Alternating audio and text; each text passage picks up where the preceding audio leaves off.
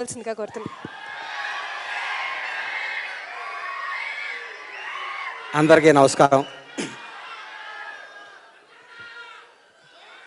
మురళీమోహన్ గారు, ప్రతి తల్లి మురళీమోహన్ గారు లాంటి కొడుకు ఉండాలనుకుంటుంది.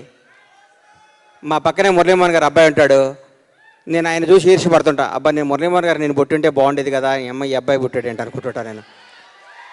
ఎందుకంటే మురళీమోహన్ గారు వ్యక్తిత్వం ఒకసారి నేను చెప్తా.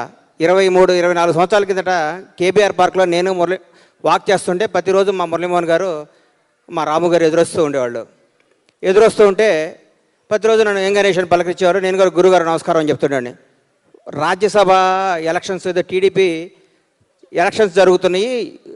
నైట్ టీవీలో రాజ్యసభ సభ్యుడిగా మురళీమోహన్ టీడీపీ అభ్యర్థిగా చంద్రబాబు గారు సెలెక్ట్ చేశారని చెప్పారు. పొద్దున్నే 5:30 కల్లా పార్కులోకి వెళ్ళాను. మురళీమోహన్ గారు రాము గారు, మురళీమోహన్ గారు మొక్క నిండా క్రీమ్ రాసుకొని పాపం ఎప్పుడు వాక్ చేస్తుండారు.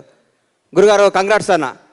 పక్క పిలిచి ఈసారి చంద్రబాబు గారు ఊరుకోమన్నారు, మన రామ్మోహన్ గారికి ఇస్తున్నారు, మన రామ్మోహన్కే కదా వచ్చింది, నాకు వచ్చినంత ఆనందంగా ఉందమ్మా, నెక్స్ట్ టైం మనకు వస్తుందిలే ఏదో ఒకటి అన్నారు. అది ఆయన క్యారెక్టర్. అదే నేనైతే ప్రెస్ మీట్ పెట్టి అల్లకొలోలం చేసేవాడిని. రాత్రి నాకు అనౌన్స్ చేశారు ఇవ్వలేదని అల్ల గోలగోల చేసి చంద్రబాబు గారి మీద ధర్నాకి వెళ్ళి టీడీపీ ఆఫీస్ ముందు జనంతో గొడవ చేసేవాడిని. కానీ ఆయన ఆ రోజు అనుకున్నాను, ఇట్లా కదరా మనం బతకాలి, ఇది కదా వ్యక్తిత్వం అంటే. ఆయన ప్రతిసారి కలిసినప్పుడు మన కుటుంబం గురించి, మన వ్యాపారం గురించి, మనం చేసే పనుల గురించి చెప్తూ ఉంటాడు. మురళీమోహన్ గారు నా జీవితంలో నేను నా పిల్లలకి చెప్తా, ఒరే ఓ తండ్రి తీర్పు సినిమా చూడండి రా, మురళీమోహన్ గారి జీవితం ఏంటో తెలుస్తుందని చెప్పి. ఆయన స్థాపన జేబేరి సంస్థ కానీ ఈరోజు హైదరాబాదులో దాదాపు 25 సంవత్సరాల కిందట తమ్ముడు కిషోర్ గారితో కలిసి ఆయన స్థాపించి ఈరోజు పెద్ద పెద్ద బిల్డర్స్ వచ్చారు, పెద్ద పెద్ద కన్స్ట్రక్షన్ వచ్చినాయి. మురళీమోహన్ గారి దగ్గర ఒక అపార్ట్మెంటో ఒక విల్లా కొనుక్కుంటే వాడి జీవితంలో ఏదో విక్టరీ సాధించారు, గొప్పగా ఉండేది.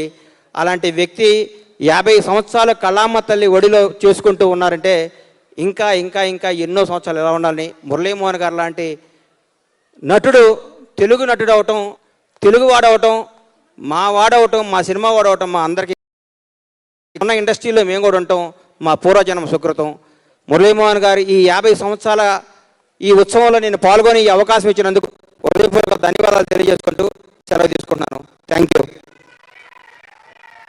వేదిక పైన ఉన్న పెద్దలను అలాగే ఉండవలసిందిగా కోరుతున్నాము. మా తరఫు నుంచి ఒక చిరు జ్ఞాపిక అందించవలసిందిగా ముందుగా ముప్పా వెంకటేష్ చౌదరి గారిని బండ్ల గణేష్ గారికి మొమెంటో అందించవలసిందిగా కోరుతున్నాం.